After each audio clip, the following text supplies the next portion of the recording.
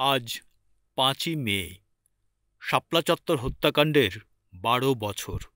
২০১৩ সালের ৫ই মে রাজধানীর ঢাকার মতিঝিলের শাপলা চত্বর এলাকার নিয়ন্ত্রণ নিয়ে সমাবেশ করে হেফাজতে ইসলাম। সমাবেশ দমাতে এক পর্যায়ে নিরস্ত্র মানুষের ওপর লাইট নিভিয়ে দিয়ে রাতের অন্ধকারে গুলি চালায় হাসিনা সরকারের আইন শৃঙ্খলা বাহিনী।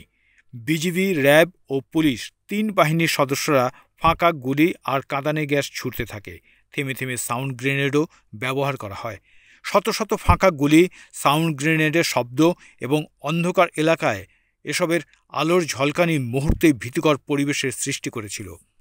অভিযানের সময় হেফাজতের শত শত কর্মী সমর্থক মতিঝিল এলাকায় সোনালী ব্যাংকসহ বিভিন্ন ভবনে আশ্রয় নিয়েছিলেন। পুলিশ পুরো এলাকার দখল নেওয়ার পর বিভিন্ন ভবনে আশ্রয় নেওয়াদের বের করে এনে তাদের উপর নির্যাতন চালায়। কারো কারো ওপর গুলিও চালানো হয়। আইন শৃঙ্খলা বাহিনীর অপারেশন শাপলায় শত শত ধর্মপ্রাণ মানুষ আহত হন, নিহত হন অর্ধ শতাধিক। মাদ্রাসা ছাত্র, শিক্ষক আর ধর্মপ্রাণ মুসল্লিদের রক্তে ভেসে যায় পুরো এলাকা। ওই দিনের ঘটনায় কতজন নিহত হয়েছেন সেটি নিয়ে বহু বছর নানা আলোচনা ছিল। বেসরকারি সংস্থা অধিকার সরেজমিন অনুসন্ধান করে একটি রিপোর্ট প্রকাশ করেছিল। সেই রিপোর্টে তারা ৬৯ জন হত্যাকাণ্ডের কথা জানায়।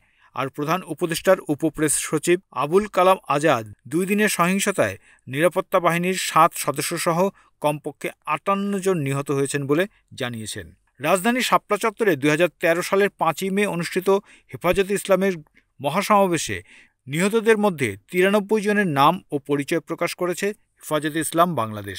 তালিকাটি প্রাথমিক খসড়া এবং এ সংখ্যা যাচাই বাছাইয়ের পর আরও বাড়তে পারে বলে জানিয়েছে সংগঠনটি। হেফাজতের মহাসচিব আল্লামা সাজিদুর রহমান জানান, শহীদের সংখ্যা তালিকাভুক্ত করতে তারা একটি কমিটি গঠন করেছেন। যদিও আইন শৃঙ্খলা বাহিনীর কঠোর নিয়ন্ত্রণের কারণে তারা কাজটি সম্পূর্ণ করতে পারেনি। ২০২৪ সালের ৫ই আগস্ট ছাত্র জনতার গণঅভ্যুত্থানে শেখ হাসিনা দেশ ছেড়ে ভারতে পালিয়ে গেলে হেফাজতে ইসলামের সমাবেশে হত্যাযজ্ঞ চালানোর বিষয়টি সামনে আসে। ২০২৫ সালের ১২ই মার্চ আন্তর্জাতিক অপরাধ ট্রাইব্যুনাল তৎকালীন প্রধানমন্ত্রী শেখ হাসিনার নির্দেশে শাপলা চত্বরে গণহত্যা চালানোর অভিযোগে তৎকালীন প্রধানমন্ত্রী শেখ হাসিনাসহ ৯ জনের বিরুদ্ধে গ্রেপ্তারি পরোয়ানা জারি করে। এক যুগ পর আবারও স্বরূপে ফিরছে হেফাজতে ইসলাম বাংলাদেশ। নাস্তিক ব্লগারদের শাস্তিসহ ১০ দফা দাবিতে ২০১৩ সালের ৫ই মে রাজধানী মতিঝিল শাপলা চত্বরে নৃশংসতার পর গত ৩ মে সোহরাওয়ার্দী উদ্যানে বিশাল সমাবেশের মাধ্যমে সংগঠনটি নতুন করে তাদের অস্তিত্বের কথা জানান দেয়। শনিবার সোহরাওয়ার্দী উদ্যানে হেফাজতে ইসলামের ডাকে মহাসমাবেশে সারা দেশ থেকে নেতাকর্মীরা যোগ দেন। লাখ লাখ মানুষের অংশগ্রহণে অনুষ্ঠিত এই মহাসমাবেশের মাধ্যমে হেফাজত নতুন করে তাদের শক্তির জানান দিতে সক্ষম হয়।